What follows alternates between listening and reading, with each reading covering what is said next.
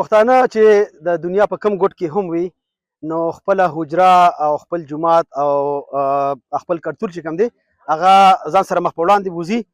نن که تاسو وګورئ زما په شاته وګورئ نو د ورجینیا د میریلند او د واشنگټن ډي سي د امریکې چې څومره موږ سره پښتانه دي، کورنۍ دي، ماشومان دي، زنانه دي، سړي دي، نو هغوی ټول راجمع شوي دي او زمونږ یو ارګنایزیشن دی د پښتنو دلته کې یو ارګنایزیشن دی د پښتون امریکن کمیونټي اسوسییشن په نوم باندې د هغې د سوري لاندې یو پروګرام روان دی.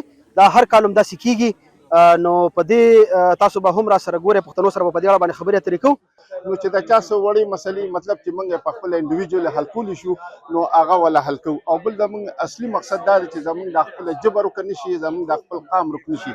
نو موږ خو خیر به هر حال وخت ډېر شوي، خو بیا خپل زموږ خپل د وړو دپاره چې کوم زموږ د نوي جنریشن دی چې دوی کم از کم د خپل دود دستور نه، د خپل پښتو نه او خپل یو بل سره پېژنګلو وکړي. نو مطلب دا دی چې روک نشي، ضایع نشي.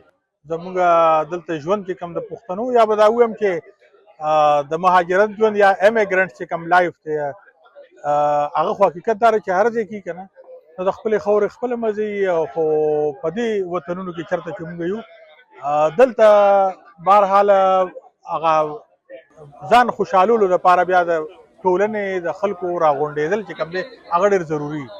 نو پاکه چې کوم دی بس هغې زموږ هغه تنده چې کوم دی هغې پکې ماتې شي.